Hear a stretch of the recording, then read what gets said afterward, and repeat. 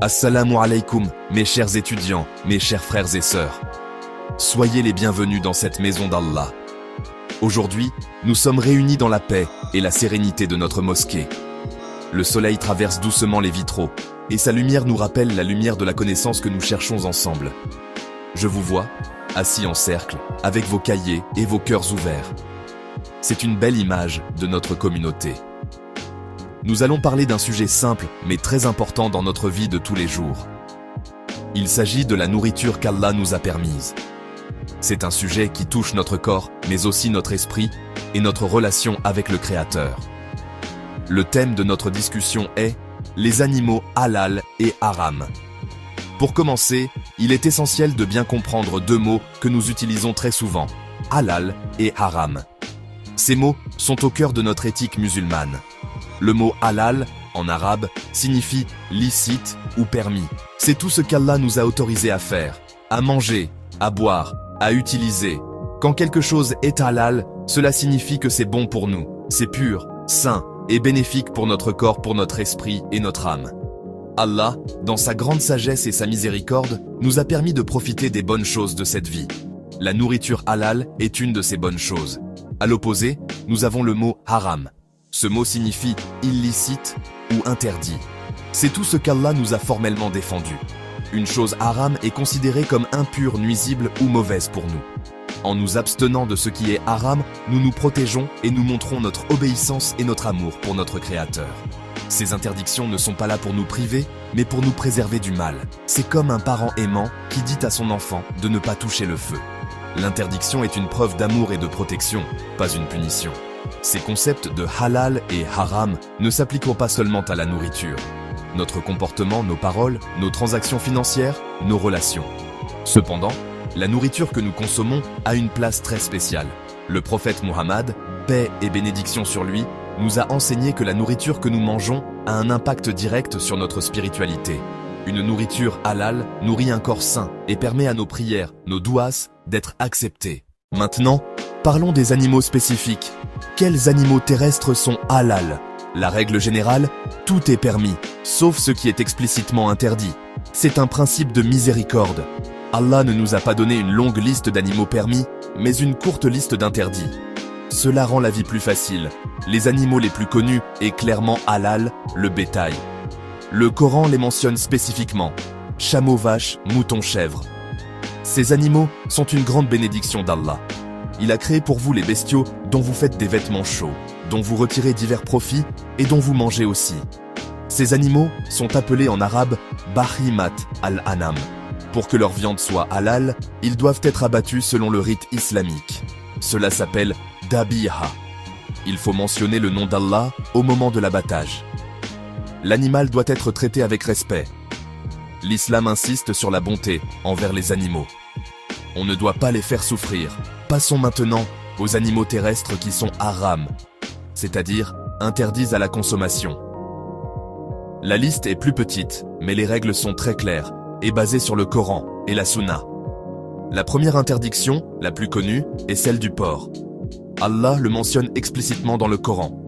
Par exemple, dans la sourate Al-Baqarah, verset 173, « Certes, il vous est interdit la chair d'une bête morte, le sang, la chair de porc. » Cette interdiction est absolue et sans équivoque pour les musulmans. Ensuite, l'islam interdit la consommation des animaux carnivores qui ont des canines ou des crocs. Cela inclut les lions, les tigres, les loups, les chiens, les chats, les ours.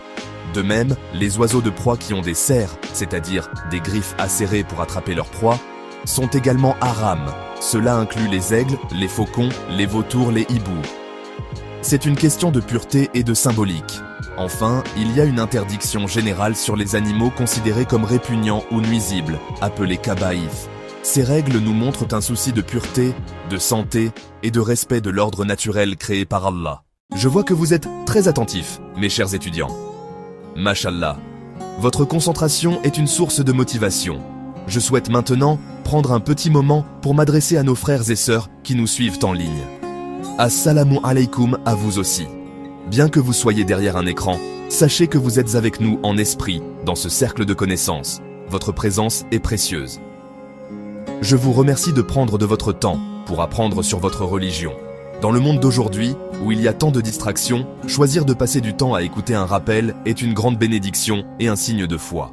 Si vous trouvez cette session utile, je vous encourage à vous abonner à notre chaîne. En vous abonnant, vous serez informé de nos prochaines leçons et vous nous aiderez à toucher plus de personnes qui, comme vous, cherchent la lumière de la connaissance.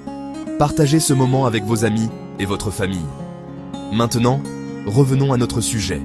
Parlons maintenant des créatures qui vivent dans l'eau, que ce soit la mer, les rivières ou les lacs. Ici, la règle est encore plus simple et plus généreuse. C'est une immense bénédiction d'Allah. Le principe général est que tout ce qui vient de la mer est halal. Allah le Tout-Puissant dit dans le Coran, dans la sourate Al-Maïda, verset 96, « La chasse en mer vous est permise, et la nourriture que vous en retirez est une jouissance pour vous et pour les voyageurs. » Il ouvre une porte immense sur les bienfaits de l'océan. On peut les pêcher et les consommer directement. Le saumon, le thon, la sardine, la morue sont tous halal sans aucun doute. Les fruits de mer comme les crevettes, les calamars, les crabes, les homards sont également considérés comme halal par la grande majorité des savants musulmans, car ils vivent dans l'eau. Après les animaux terrestres et marins, intéressons-nous aux oiseaux. Pour les créatures du ciel, les règles se situent un peu entre les deux. Comme pour les animaux terrestres, la règle de base est que la plupart des oiseaux sont halal, sauf ceux qui ont été spécifiquement interdits. Les oiseaux qui sont permis à la consommation sont généralement ceux qui ne sont pas des prédateurs. Poulets d'Inde, canards, oies, cailles, pigeons, autruches. Ce sont des oiseaux que l'on peut élever et qui se nourrissent de graines ou d'insectes. Pour que la viande de ces oiseaux soit halal, il est important de parler d'une règle fondamentale en islam qui montre la miséricorde infinie d'Allah, la règle de la nécessité. Même les choses qui sont haram, viande de porc, viande d'un animal non abattu selon le rite islamique, peuvent devenir temporairement permises dans une situation de nécessité extrême. Allah dit dans le Coran, « Mais quiconque est contraint par la faim, sans inclination vers le péché, alors Allah est pardonneur et miséricordieux. » Sourate Al-Baqarah, verset 173. Cette exception s'applique uniquement en cas de danger de mort. Si une personne est en train de mourir de faim et que la seule nourriture disponible est quelque chose de haram, elle est autorisée et obligée d'en manger juste assez pour survivre. La préservation de la vie humaine est un des objectifs les plus élevés de la loi islamique Maqasid al-Sharia. Cette règle nous montre que l'islam n'est pas une religion rigide et dogmatique.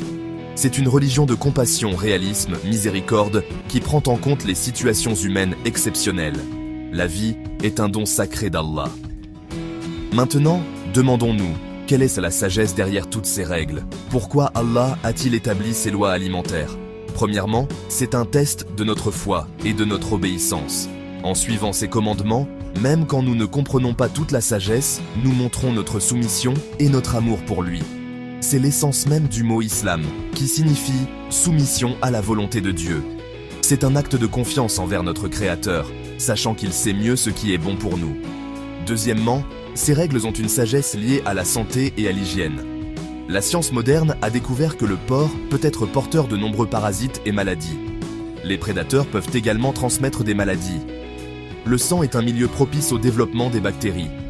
En interdisant ces choses, l'islam nous protège. De même, l'abattage rituel, qui vide l'animal de son sang, garantit une viande plus saine et plus pure.